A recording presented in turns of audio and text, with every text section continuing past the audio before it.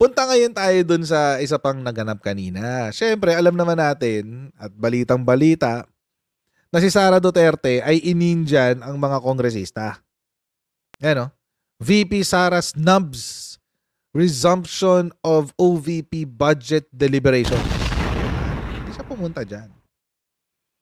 Pero mga kotsero, ang dahilan pala kung bakit di siya pumunta. Meron pala kasi siyang pakulo. Oo, may pakulo siya. At alam nyo mga kotsero, this is very intellectually dishonest. Itong ginagawa ni Sara. At dahil din sa mga ginagawa niyang to, she deserves to have no budget for 2025. Kasi pag binigyan mo pa rin siya ng budget ngayon, every year, ganito ang gagawin niya hanggang matapos ang termino niya. Parang ano yan parang bata na nagtatantrums na kapag binigay mo yung hilig, uulit-ulitin. Ganun yung ginagawa ni Sara ngayon. Oo. Kasi diba, nang India na nga siya dyan sa budget deliberations, ano pang ginawa niya? Ay, nagkalat pa ng chismis. Sara Duterte says Romualdez and Co. manipulate national budget allocation. Ay, my goodness, may ganun drama. Oo. May ganun drama. Alam niyo mga kotsero, alam niyo, kung regular kayo sa channel ko, alam niyo na hindi ako supporter ni Romualdez. I'm not a supporter of him. Even Zaldico, I'm not a supporter of Zaldico. Kaso nga lang, mga kotsero, masyado maintriga yung ginawa nito ni Sara. Masyado maintriga. As in, antindi ng intriga, guys. Antindi ng intriga eh. This is meant for her to distract the people from the actual issue, which is her non-attendance and non-answering of the questions in the budget hearing. Ang totoong issue dito, mga kotsero, yung hindi niya pagpunta at hindi niya pagsagot sa mga tanong doon sa budget hearing. Pero, para mapagtakpan niya yung kalokohan na yun, ang ginawa niya, naglabas siya ng video na gumagawa ng intriga. That's a page out of her dad's book. Ayan, kung kayo po ay nasa US, UK, Canada, Italy, France, Spain, Ireland, and Belgium, pwede na po yung magpadala ng yung mga remittances sa Pilipinas. Gamit po ang Sendwave. Ang gagawin nyo lang ay download ng Sendwave app, gumawa kayo ng account, lagay nyo pa ang account details nyo at pwede na magpadala sa GCash, Cashpay, at iba't ibang mga bangko sa bansa. At kapag ginamit nyo pa kayong promo code na Coach Jarrett, ayan, promo code ko na yan, ay makakuha pa kayo ng karagdagan $20 free credit. Kaya gamitin na si Sendwave for all of your remittance needs. Ganyan-ganyan yung tatay niya, tanim intriga. Ang daming namamatay sa war on drugs. Mga NPA, dami-daming ganyan. Although, that part is true. Marami naman talagang kabalbala ng NPA. So, maling example yun. Bura. Wag yun. Ang daming namamatay sa war on drugs. Hindi. Si Laila de Lima nagbebenta ng drugs. Ipakulong natin si Laila de Lima. Ganon. Dito, ganun yung ginagawa ng anak niya. Style na style ng tatay. And by the way, mga kotsero, bakit walang balita ngayon kay Duterte? Doon sa elder, doon sa tatay nila. Ang huling balita, mga kotsero, nung nag-oath-taking. Si Baste. Nag-oath-taking si Baste. Yun ang huling-huling balita. After nun, ano na nangyari? Hindi na natin alam. Pero merong mga chismis na meron dong isang leader na na-stroke. Meron dong influential leader ng isang major political party ang na-stroke.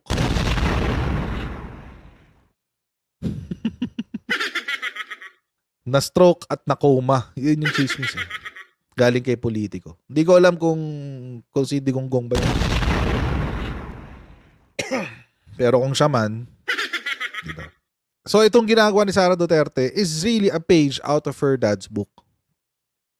Ganun lang kasimple yun. Panoorin natin yung balita. Ang budget ng Pilipinas ay hawak lang ng dalawang tao. Hawak lang siya ni Congressman Zaldico at ni Congressman Martin Romualdez. Okay. Yan ang katotohanan. Dalawang tao lang umano ang nagpapasya ng alokasyon ng national budget ng Pilipinas. Sa part 2 ng recorded video interview na inilabas ng Office of the Vice President, tinukoy ni VP Duterte sina House Speaker Martin Romualdez at House Appropriations Committee Chairman at Ako Bicol Party List Representative Elizalde Co na siyang umano'y nagkokontrol sa pambansang pondo. Ito anya ang dahilan kaya hindi na siya sumipot sa September 10 deliberation ng House Appropriations Panel. Excuses. Excuses mo. Diyos ko, ginagawa mong bobo mga Pilipino, Sara Duterte. Alam nyo mga kotsero, a simple reading of the Constitution will belie whatever she's saying. At kung titignan nyo yung proseso ng ating budget, ay mapapatunayang sinungaling si Sara Duterte. Mapapatunayang nagpapalusot lang si Sara Duterte. Again, I'm not a supporter of Martin Romualdez or Zaldico pala. I don't support them both. Pero mga kotsero, I mean really, yun talagang ibabato mo sa lower house.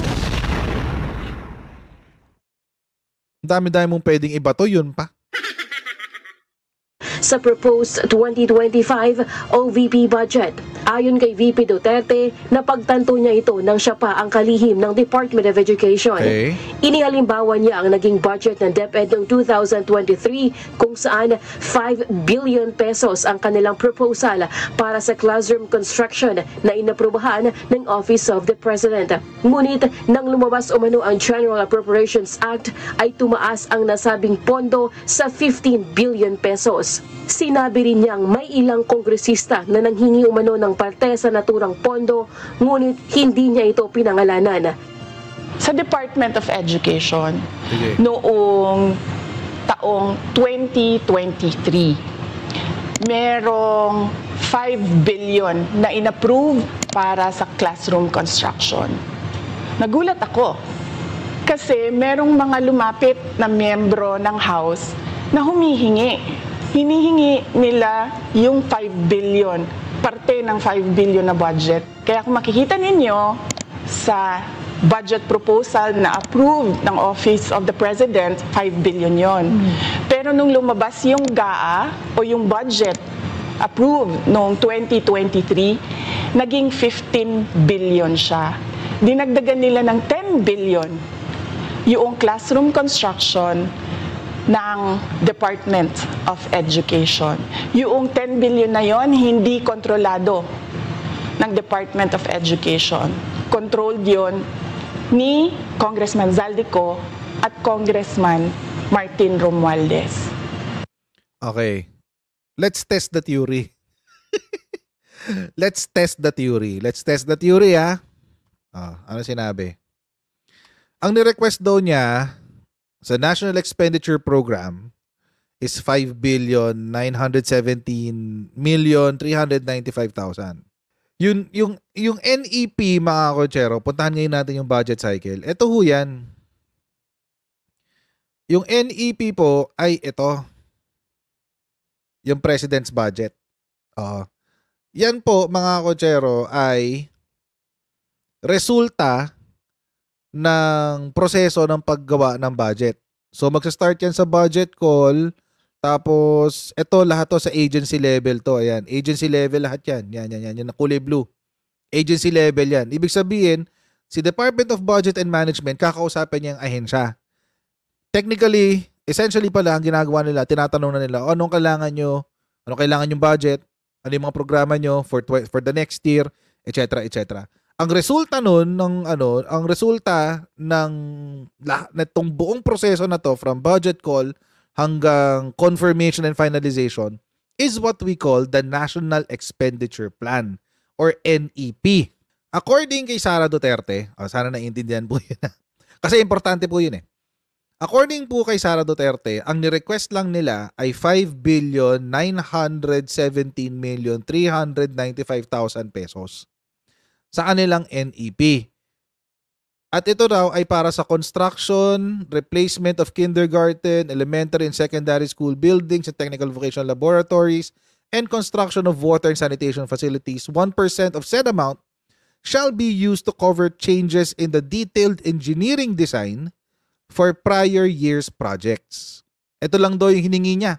Ito lang daw sa budget. Ngayon, mga kotsero, nagtataka daw siya. Bakit daw, after ng budget hearing, ito na yung budget hearing Ayan, Ayan, ito na yung mga budget hearing, itong lahat ng dilaw, orange pala, yung sa legislation. House deliberation, Senate deliberation, BICAM, ratification, and enactment of GAA. Ibig sabihin, pag enactment ng GAA, ibig sabihin, ito na yung natapos na yung General Appropriations Bill at pipirmahan na ng Presidente para pagdating ng January 1, effective na siya na budget ng buong Pilipinas. So, ginawa daw itong steps na to, nagtaka daw siya, pagkatapos nun, tumaas daw to 15 billion 604,176,000 pesos ang budget na inallocate na which is dinagdagan ng 10 billion yung kanyang una-unang request. Tingnan nyo ngayon mga kotsero, yung diferensya sa dalawa Tingnan nyo yung diferensya sa dalawa. 15 billion sa GAA, fiscal year 2023. For the construction, replacement, and completion of kindergarten and elementary and secondary school buildings and technical vocational laboratories.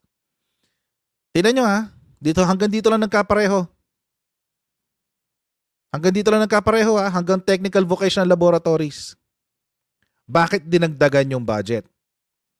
Installation or replacement of disability access facilities such as but not limited to ramps, handrails, tactile paving, and end-of-trip facilities in compliance with the accessible and universal design principles set by the DPWH. The construction of, actually putol na. So what does that mean? Kaya ho nadagdagan yung budget ay dahil meron hong dinagdag doon sa classroom construction. Ano ho yung dinagdag? Ramps, disability access facilities para sa mga schools. Para maging para maging PWD friendly yung ating mga paaralan. Yun yung difference na 10 billion. Malamang meron pa yan sa ilalim kasi hindi niya pinakita ng buo Tsaka tingnan nyo, ang bilis. Kung titignan nyo ito, ang bilis niyan. Diba? Parte ng 5 billion na budget. Kaya kung makikita ninyo sa budget proposal na approved ng Office of the President, 5 billion yon. 5 billion. Pero nung lumabas yung GAA o yung budget approved noong 2023, naging 15 billion siya. Dinagdagan nila ng... Ba't hindi mo pinakita ng buo? Di ba? Ba't hindi niya pinakita ng buo kung bakit nadagdagan ng 10 billion? Sinungaling. Nagsisinungaling si Sara. Lantaran. At saka mga kotsero, balikan natin yung budget. Hindi yan madadagdagan nang hindi niya alam. Imposible. Imposibleng madagdagan niya nang hindi niya alam. Ano, madadagdagan siya? Magugulat na lang siya? Uy, ba't nadagdagan to ng 10 billion? Nirequest ba natin tong additional 10 billion? Hindi naman natin nirequest to Sabi nga niya, nilapitan daw siya ng mga kongresista, di ba? Ngayon mga kotsero, ito ngayon ang isa pang pagsisinungaling ni Sara Duterte. Ito kasi ma-validate mo to Mache-check mo to Yung sa National Expenditure Program tsaka sa GAA, mache-check mo yan Pero meron siyang kwento na hindi mo mache-check kahit anong mangyari. Hindi mo mache-check kahit anong mangyari. Ano yung kwento na yon? Naging 15 billion classroom construction ng Department of Education. Yung 10 billion na yon hindi kontrolado ng Department of Education. Yung sinasabi niya na nilapitan siya ng mga kongresista para humingi ng budget. Hindi mo ma-verify yun. Hindi mo ma-verify yun. Kasi wala namang aamin unless sabihin niya yung pangalan, sabihin mo na kung sino. Yung mga kongresista na lumapit sa'yo para humingi ng budget galing DepEd. Pero mga kotsero, baka masunog siya dun eh. Kasi po, ang DepEd at ang LGU ay very close at very tight ang kanilang trabaho. Obligasyon or trabaho na nakakasama shared responsibility ng LGU at ng DepEd yung management and maintenance ng classroom. Alam mo niya yun. Naging mayor siya eh. Alam niya yun. Alam niya yun. At syempre mga kotsero, yung mga kongresista na nagbibigay ng scholarship programs, palagay nyo, kanino sila humihingi ng budget? Kanino sila humihingi ng budget? Yung mga kongresista na may mga pa-scholarship, kanino sila humihingi ng budget? Natural, di sa DepEd ng DepEd Regional Office. Doon yung nandoon yung budget ng scholarship eh. Di ba nga may ghost students to, 19,000? It could be anything. Yung mga hinihingi ng kongresista na yun, it could be anything. It could be scholarship. It could be anything. Si Office of the Vice President nga ganun din eh. Nakikipagtulungan lang din siya sa mga ahensya ng executive para magkaroon ng budget. Para sa iba't ibang programa niya. Medical programs niya, dadalhin niya sa DOH or sa PCSO. Ganun lang naman yun. Ganun talaga ang sistema. Gagamitin niya pang intriga. Konti lang kasi Pilipino nakakalam eh. Na ganun pala. So yung scholarship pala ng anak ko na sinasabi ni Mayor na bigay niya ay actually galing sa allotment ng DepEd. Opo. Galing ho yun sa allotment ng DepEd. Ganun ho yun. Magsusulat lang sila ng guarantee letter. Lahat ho sila may allotment. Lahat ho ng kongresista may allotment para sa mga ganyang programs. Alam nyo kung bakit, alam nyo kung bakit specific yung minention niya sa classroom? Alam nyo kung bakit sa classroom? Pakita ko sa inyo kung bakit. Kasi, balikan natin tong picture. Only 192 out of 6,379 classrooms were completed or constructed. Tingnan nyo talaga to. Dinadivert niya yung issue. Ang gusto niya, mga kotsero, sisihin natin yung mga kongresista kung bakit hindi siya nakapagpatayo ng mga school buildings. Gusto niyang palabasin, kaya hindi siya nakapagpatayo ng school buildings kasi hawak ni Martin Romualdez at saka ni Saldico yung 10 billion ni pampagawa ng schools. Siya yun kasi. Siya yung may problema. Alam niyo kung bakit? Alam niyo, konting lang naman yan eh. Konting isip lang mga kotsero. Tingnan niyo magkano, balikan natin yung video. Magkano yung ni-request niya na budget pampagawa ng mga classrooms? 5 billion lang. 5 billion lang. Yung budget na nagawa niya, na request niya pampagawa ng classrooms. 5 billion lang. Ibig sabihin, sa 5 billion pesos, kaya na niyang gawin yung 6,379 classrooms. Yun lang hiningi niya.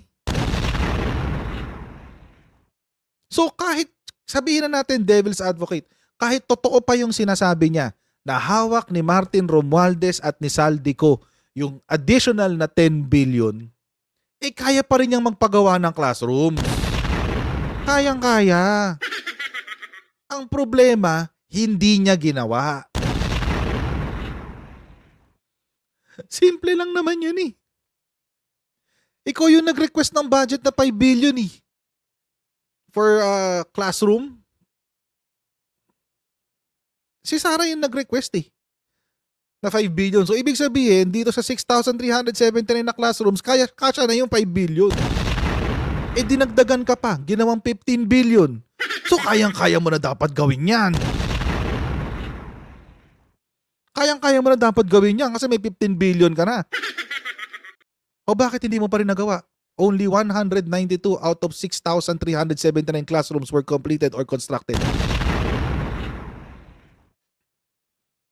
Tapos isisisi mo kay Martin Romualdez at saka kay Saldico. Again, mga kotsero, hindi ko pinagtatanggol yung dalawa. Nagmumukha lang pinagtatanggol ko sila kasi nire-reveal ko ang kasinungalingan nito ni Sara. Basic. 10 billion yung classroom construction ng Department of Education. Yung 10 billion na yon hindi kontrolado ng Department of Education. Controlled yon ni Congressman Zaldico at Congressman Martin Romualdez. Hindi ko na kailangan ng corroborative witness dito dahil makikita niyo yon sa papel. Makikita ng taong bayan yon sa papel. NEP, 5 billion, lumabas ang budget approved, 15 billion. Gayon din anya ang nangyari sa 2024 budget ng DepEd. Ayon kay VP Sara, nasa 19 billion pesos ang inaprobahang pondo ng Office of the President para sa classroom construction. Ngunit sa bersyon ng House Appropriations Bill ay naging 24 billion pesos o mano ang allocated budget. May isinama pa anyang listahan kung saan sa ang lugar itatayo ang mga classroom na nagkakahalaga ng 17 billion pesos. Giit ni VP Sara, hindi sa DepEd nang galing ang listahan at sinubukan nila itong ihayag sa deliberasyon ng Senado. Kaya nga kung makikita ninyo sa interpellation ng isang senador doon sa budget hearing sa Senate, tinanong niya diretso, galing ba sa DepEd ang listahan ng 17 billion? Galing ba sa DepEd ang listahan na inattach doon sa House version? Sinabi namin hindi. Hindi galing sa amin yan. On record yun. Hindi House DepEd doon. Kaya nga, construction of 2-story classroom school in Tabawan. Okay. Ato yung Sagaa. Okay, kailan to? 2024. So may 17 billion daw na hindi kasama, hindi niya ni-request. May 17 billion daw na hindi niya ni-request pero nasa listahan for appropriations. Oo. Okay, so hindi mo siya naisip bago ka nag-request. Ganun lang kasimple yun. Hindi mo pinag-aralan yung budget mo. Which now, mga kotsero, mali siya mali siya ng pinapakita This proves, number one, na hindi niya alam kung ano nangyayari sa DepEd. Bakit? Kasi nagkakaroon ng mga dagdag na appropriations. Kanino nang gagaling yung mga dagdag na appropriations? Malamang sa mga congressmen. Bakit dinadagdagan ng congressmen? Kasi nga, mga kotsero, sino ba yung nandoon sa legislative district? Sinong nakakaalam ng pangangailangan nila sa legislative district? Di mga congressmen. Malamang sinabi nila kay Sara, Madam, wala kaming klase, kulang kami ng schools dito. Baka pwedeng insertan mo yung distrito namin dyan. Baka naman pwedeng pa-insert naman na sa distrito namin sa grabe Tawi-Tawi. Puro Tawi-Tawi to Barangay Laum, Tabawan South, Ubian, Tawi-Tawi, Simuna, Tawi-Tawi, Mapun, Tawi-Tawi. Puro Tawi-Tawi to yung 17 billion na binibira niya. So ibig sabihin, hindi mo alam na kailangan pala ng schools nitong lugar na to sa Tawi-Tawi. That's how incompetent you are. Sara Duterte, that's how incompetent you are. Sa sobrang incompetent mo, yung Kongreso pa ang nagdagdag ng mga paaralan na kailangan nilang itayo sa mga distrito nila. At imposible na hindi rin niya alam to. Sobrang incompetent ni Sara. Seriously. She's so incompetent. If anything, itong nangyari sa DepEd, it only shows how incompetent she is. Ito yung binibida ng mga DDS na competent daw. Competent sa talak siguro. Galing siya tumalak. Hearing sa Senate, tinanong niya diretso, galing ba sa DepEd ang listahan ng 17 billion? Galing ba sa DepEd ang listahan na inattach doon sa House version? Sinabi namin hindi. Hindi galing sa amin yan. On record yon.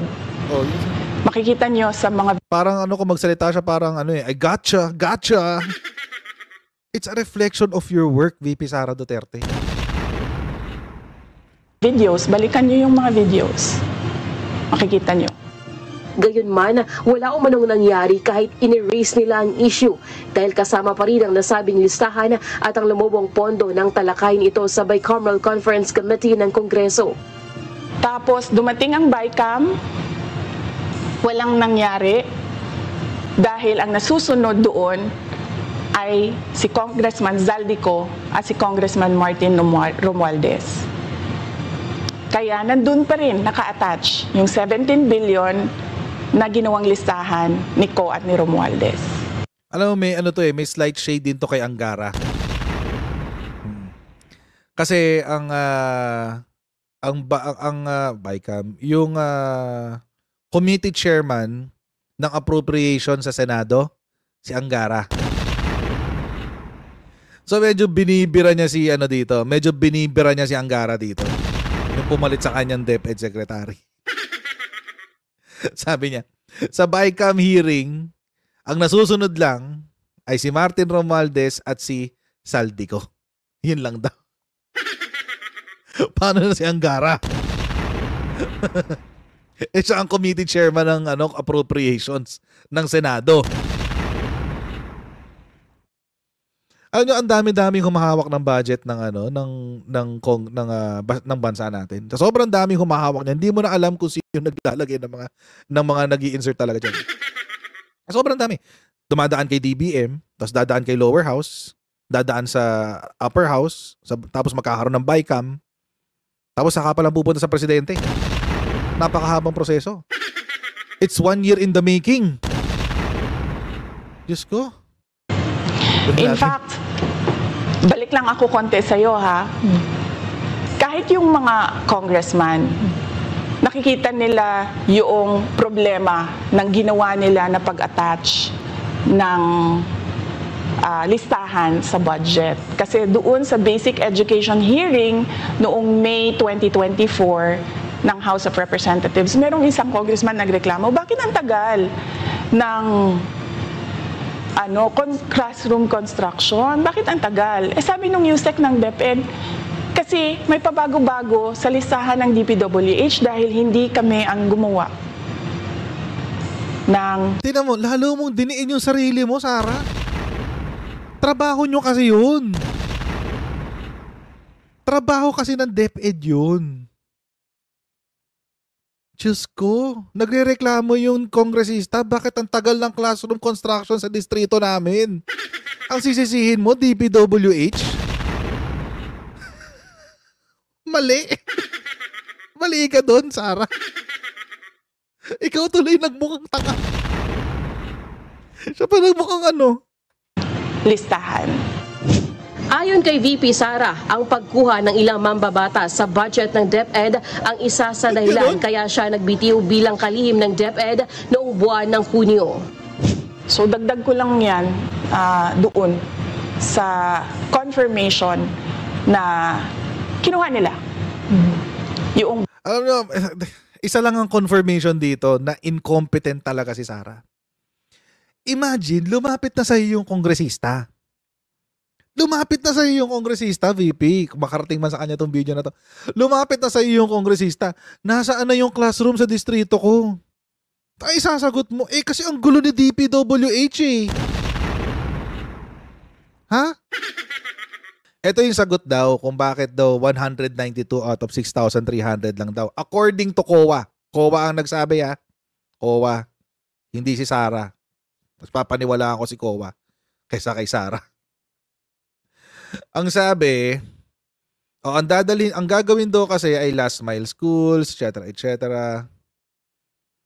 At tapos, COA said the Basic Education Facilities Fund, BEFF, in 14 of DepEd's regional offices was not efficiently and effectively used given the several setbacks during the execution, such as deficient works, lapses in the manner of inspection, delivery, and safekeeping of school furniture. Sa inyo pala nanggagaling to eh. Ito yung sinisisi niya sa DPWH. In its response to COA, the DepEd said that the transfer of tasks of repairing and rehabilitating classrooms to the DPWH caused a delay. So sinisin lang si DPWH. Ayan o.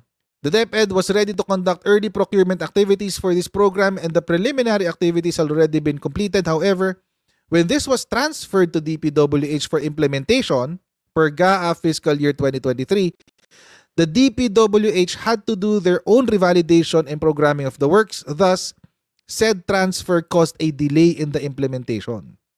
Yun pala yun, sabi niya. Sinising ngayon niya sa DPWH. Oo. Alam niyo mga kotsero, meron ako natutunan, and I learned this the hard way. Oo, I learned this the hard way. Meron na kapag dating sa mga follow-up, kung ikaw ang accountable, you should make sure that you see it through. Kung programa mo yan, siguraduhin mo na matatapos mo yan. Siguraduhin mo. Programa mo yan eh. Kinukuha yan sa Basic Education Facilities Fund. Kinukuha yan dyan sa Basic Education Facilities Fund. So, ibig sabihin, sa ilalim siya ng DepEd. Ngayon, kung hindi gumagalaw si DPWH as claimed, yun yung claim as claimed, o di paggalawin mo sila. Dahil hindi lang naman yan ang ginagawa ng DPWH. Marami din silang ginagawa. So kung sa palagay nyo, sa pananaw ng DepEd, kaya nagkaroon ng delays ay dahil kay DPWH, ba't hindi nyo kinulit si DPWH? Diba? Babalik pa rin sa'yo yan, Sarah. Kasi, ikaw yung DepEd secretary. Manong kausapin mo yung DPWH secretary, si Manuel Bonoan. Kasi, vice president ka rin naman eh. Malamang sa malamang, kakausapin ka niya. Pero hindi mo ginawa. Sinisi mo lang. Gusto mo lang na masisisi. Oo. Hindi ka accountable sa kung paano mo pinatakbo yung ahensya mo. Ikaw yung pumalpak sisisi mo sa iba. Kaya tuloy, sinagot siya ni Saldico. Magandang araw po sa ating lahat. Nakita po natin kahapon ang part 1 ng video message ni Vice President Sara Duterte kung saan nililihis na naman niya ang mga issue. Talaga pong tatak Duterte na yata ang pambubudol. Mula sa peking war on drugs, peking good governance, peking pagkontra sa korupsyon, at ngayon, peking sagot sa mga issue. Una, simpleng tao lang daw siya, pero mahigit 400 bodyguards. Siya lang po ang kaisa-isang vice president sa kasaysayan ng Pilipinas na may ganun kadaming security. May sarili pang vice presidential security group. Never happened in the history of the Philippines. Nag-iisa nga siyang humarap sa pagdinig ng Committee on Appropriations, pero sangkaterba naman ang bodyguard sa labas ng conference room. Humiling pa ng pagkain para sa 100 gwardiya na dala-dala niya. Wow. At hindi naman kinain. Hindi po ba't pang-iinsulto at pag-aaksaya ito ng resources ng gobyerno? Pangalawa, sinasabi niya, hindi lang daw sanay ang ilang miyembro ng Kongreso na hindi makuha ang sagot na gusto nila. Karapatan at trabaho ng Kongreso ang pagbubusisi ng budget. Ang hindi niya pagsagot sa maayos na tanong at lalo pa ang hindi niya pagdalo sa hearing ngayon ay nagpapakita nakawalang respeto at paggalang sa mga kinatawan ng taong bayan. Hindi lang po kongresista ang winalanghiyan niya dito, kung hindi ang buong sambayanang Pilipinas. Tinatakpan niya ang hindi pagsagot sa tanong sa pamamagitan ng pag-iinsulto sa mga Correct. kongresista na ginawa lang naman ng kanilang mga trabaho. Imamask niya yung yung hindi niya pagsagot sa mga issues, imamask niya by character assassination. High school ang dating niya. Ganun siya, high school. Nagre-regress eh. High school siya bumira. Baka kulang sa taon to. Di kaya nakulang sa buwan to si Sara.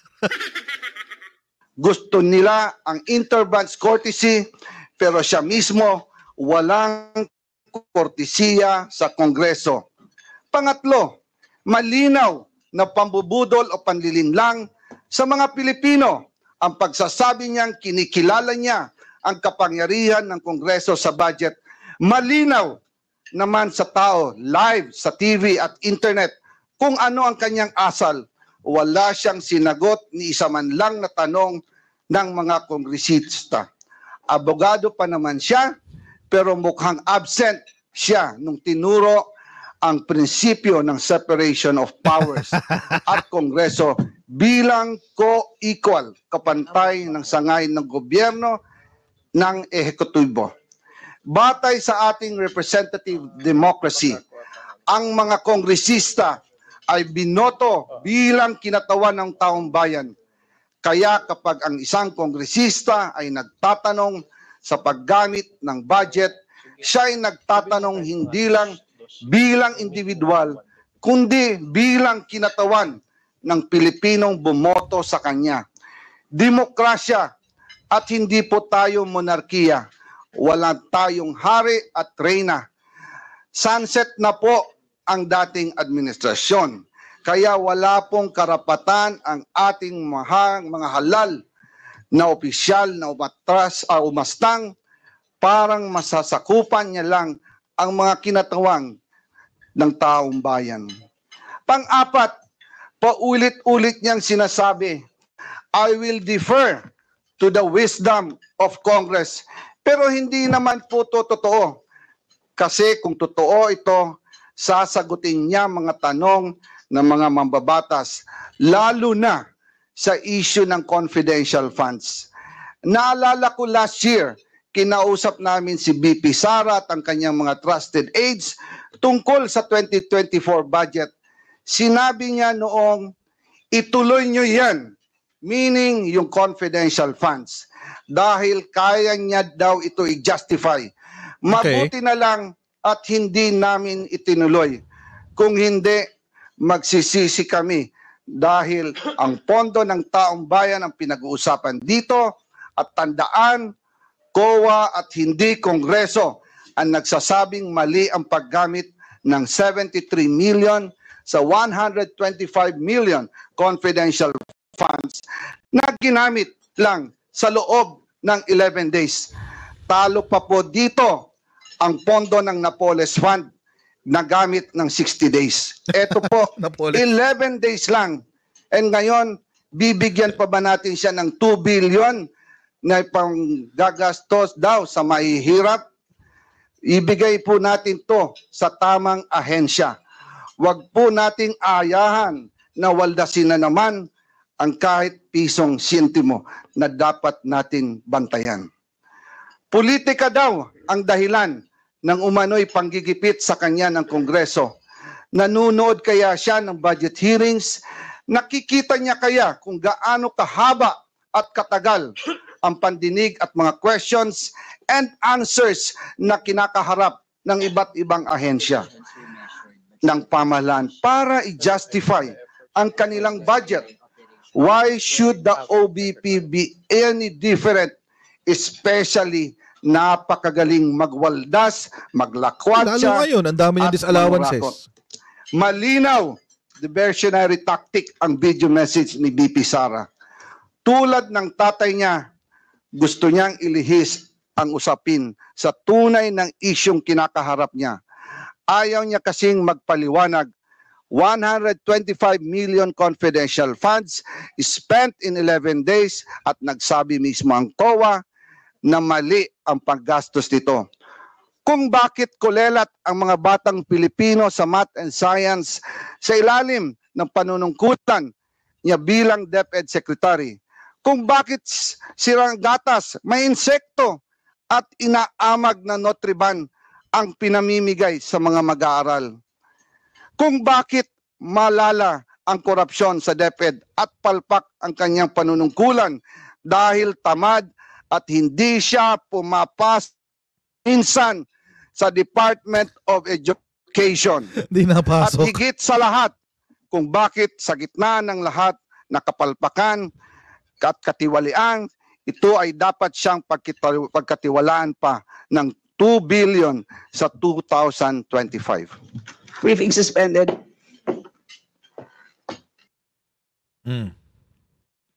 Simpleng pagpasok sa sa DepEd office, di magawa. Nag-DepEd secretary ka pa. Sana tumambay ka na lang sa bahay, di ba? Diyos ko. Adiri. Ang hirap na suportahan ngayon ng mga Duterte, sobra. Ang hirap.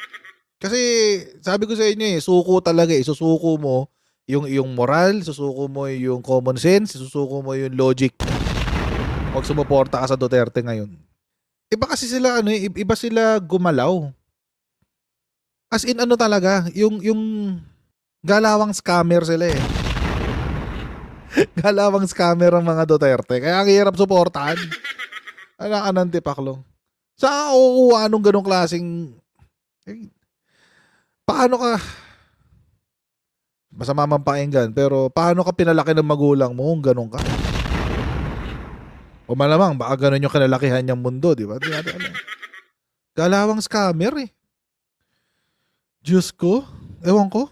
Ewan ko lang ha. Basta ako, quit na ako sa mga Duterte. Best choice of my life. Sa ngayon so far. Mahirap pa sumagot sa tanong ng Congress? Kung talagang maayos naman, wala kang tinatago, wala kang ginagawang masama. Maayos lahat, everything's regular and everything's in order. Ba't di mo sagutin yung tanong ng Congress? Di ba? Wala kang masama dun eh. Simple-simple lang yun. Kaya hindi ko talaga naiintindihan kung bakit gigil na gigil. Ba't gigil na gigil si Sara Duterte ngayon? Promise, di ko talaga naiintindihan.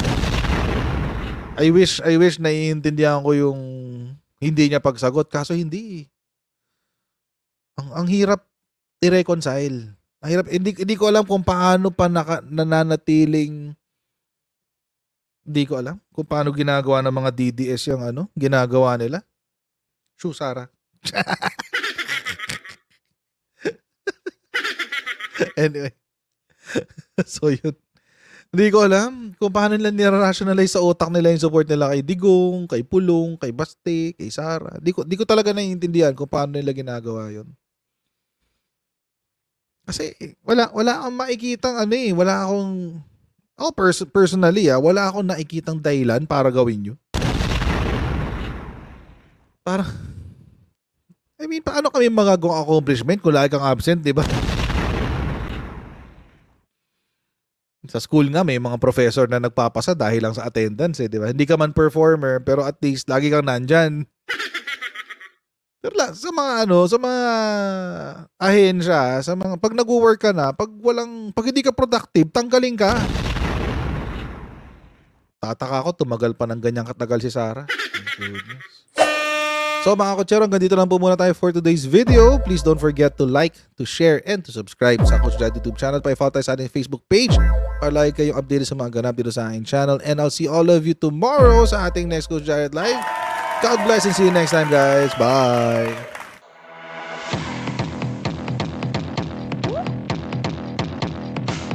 Pag ganun, huwag natin gawing tanga mga Pilipino.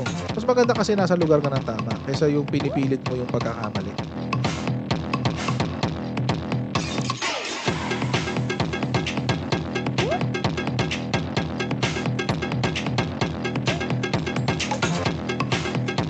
Are they willing to go that far? Hindi makakalimutan ng Pilipino yan hanggat di nasasagot niya.